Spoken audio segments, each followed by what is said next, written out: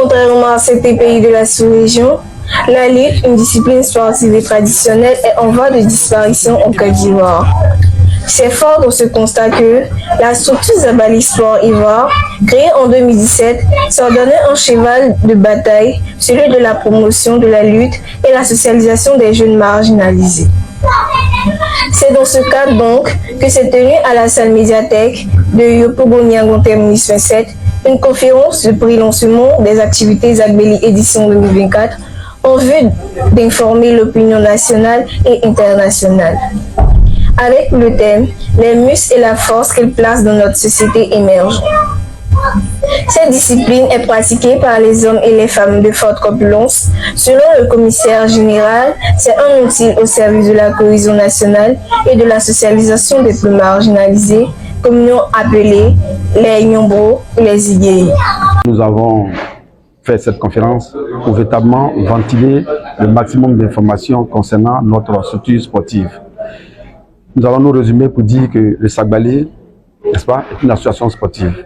Aujourd'hui, c'est une fédération.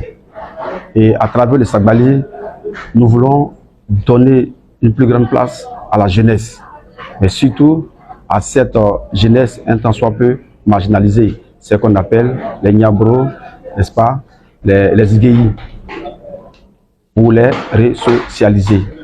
Le Sagbali, je viens dans son concept, le mot Sagba, on l'a dit tout à l'heure, signifie littéralement saisir son adversaire et le mettre par terre, sans toutefois l'agresser. Et donc, en tant que structure sportive, il était de notre devoir d'informer l'opinion nationale et internationale sur notre sport. Et c'est ce que nous avons fait aujourd'hui à travers cette conférence. Bien, il faut dire que Sagbali Ivoire existe depuis 2017. Et 2017, chaque année, nous avons des activités, nous avons des compétitions. Cette année, l'édition de 2024, nous la voulons grandiose.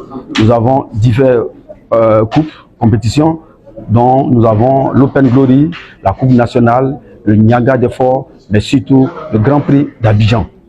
Et nous voulons mobiliser un plus grand nombre d'athlètes, mais aussi un plus grand nombre d'Ivoiriens et de participation à notre structure. Voilà, il faut le dire.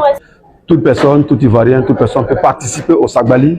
Il suffit simplement de nous approcher et de vous inscrire. Nous avons différents clubs, on l'a dit dans la conférence. Aujourd'hui, nous avons 12 clubs, dont 8 clubs masculins et 4 clubs féminins. Donc tout le monde peut venir s'inscrire et pratiquer ce sport-là. Véritablement, nous commençons déjà à partir du 25 mai jusqu'en décembre. Nous aurons les 4 compétitions. Sagbali a beaucoup voyagé. Nous avons fait beaucoup de villes de l'intérieur de la Côte d'Ivoire, notamment Dabou, Adzopé, Yamsokro, Boaflé, Zienoula, Gagnoa, et puis j'en passe. Nous avons déjà voyagé parce que nous, dans notre championnat national, nous faisons beaucoup d'étapes. Et ces étapes-là, nous tenons dans différentes villes. Oui, nos champions sont devenus de grandes personnes, des personnalités, des personnes financièrement assises, très connues. Beaucoup sont dans certaines structures et d'autres sont aussi dans d'autres sports. Mais évidemment, leur vie a changé à travers Sagbali. Cette conférence a vu la participation de plusieurs personnalités, représentants d'institutions et organisations de jeunesse. Notre rôle ici, c'est une couverture médicale. Étant donné que c'est un sport, c'est des activités sportives qui vont se pratiquer, c'est en fait pour prévenir et au demeurant soulager s'il y a des incidents ou bien des accidents qui arrivent. Nous-mêmes, étant médecins anesthésistes réanimateurs, nous sommes habitués aux urgences et puis nous sommes en plus des anciens du SAMU. Et donc, nous pensons que s'il y a des situations malfaisantes que nous ne souhaitons pas qui arrivent, nous serons à même de réagir comme il le faut. C'est cette année que nous avons été invités à cette cérémonie-là, à ce sport. Cette année que nous avons été sollicités, nous avons trouvé que c'était opportun de pouvoir apporter notre expertise à cette activité. Le Sagbali, c'est un mouvement de réinsertion au niveau de la sécurité et de la société. Et à la base, c'est un mouvement sportif. Voilà, c'est un sport. Le sport, déjà, il faut dire que c'est fait pour s'agir. Le sport, c'est pour la maîtrise de soi. Et donc, lui-même, il peut se mettre aussi au sport. Voilà, donc, dans un premier temps, c'est ce que je peux dire. Le sport, le Sagbali sport, c'est, à l'origine, je disais que c'est un mouvement comment on appelle ça, c'est un mouvement, un sport Et tout ce qui est sport est facteur de réinsertion au sein de la société. Au niveau des Young System, on a déjà présenté des compétiteurs dans toutes les compétitions qu'il y a eu. Et j'espère que cette fois-ci encore, on va présenter des compétiteurs. Et on a toujours assisté en tant qu'amis, en tant qu'accompagnateur et dans tout ce qu'il fait comme événement parce que généralement, quand il y a les voyages, il nous convie aussi à ces déplacements-là. Voilà, nous-mêmes déjà à la base, nous sommes aussi au niveau de la sécurité. Voilà, donc il y a tous ces facteurs-là qui font qu'on est associé à notre frère. À l'origine même, il y a ce qu'on appelle les ZIGEI. Le Young System qui se veut un mouvement ZIGEI n'est pas un mouvement dangereux. Et dans toutes les corporations, dans toutes les sociétés de ce monde, il y a forcément le négatif et puis il y a le positif. Nous, notre grand maître qui a créé le Young System a préféré nous sélectionner pour canaliser nos pulsions, nos ardeurs, pour en faire quelque chose de positif. Voilà, donc aujourd'hui au sein du Young System, vous pouvez rencontrer toutes sortes de personnes et de personnalités. Voilà, du simple charbonnier au ministre. Il y a un général même de ce pays qui est dans le Young System. Vous dites que ce n'est pas un mouvement comme vous le dites, un mouvement de personnes dangereuses en fait. Je suis ici en tant que représentant du parrain, M. Zanga Koulibaly, qui est le président de la Force 2015 et de la CONASU. La Force 2015 et la CONASU, à travers son président, M. Zanga Koulibaly, a toujours porté un intérêt majeur à tout ce qui est initiative qui tente à l'épanouissement de la jeunesse. Et le Sagbali Ivoire a vraiment démontré ses preuves depuis 2017 et nous avons remarqué que depuis ce temps, de plus en plus de jeunes adhèrent à cette discipline sportive. Et donc pour nous, c'est un facteur d'émergence dans notre pays. Et raison pour laquelle le président Zanga Koulibaly a jugé nécessaire d'apporter tout son appui et tout son soutien à cette discipline-là. Il y a l'action de la communication, on va dire l'appui financier, l'appui matériel. Vraiment, M. Zanga Koulibaly s'est engagé personnellement à soutenir le Sagbali Ivoire de sorte à ce qu'ils puissent atteindre leur objectif en cette année 2024.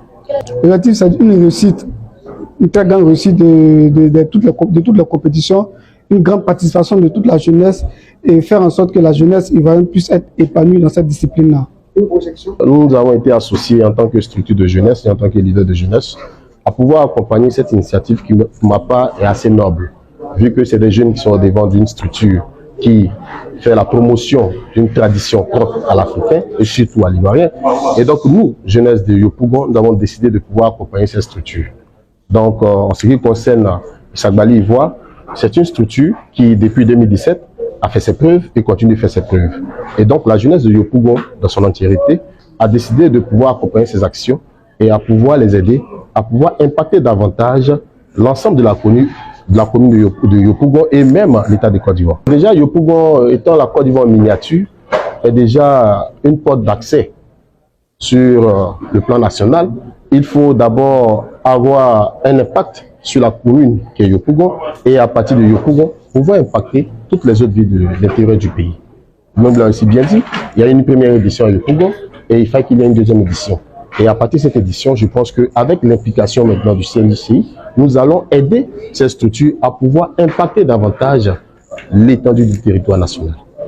Je suis le plus jeune parrain de cette compétition, ou du moins de cette activité.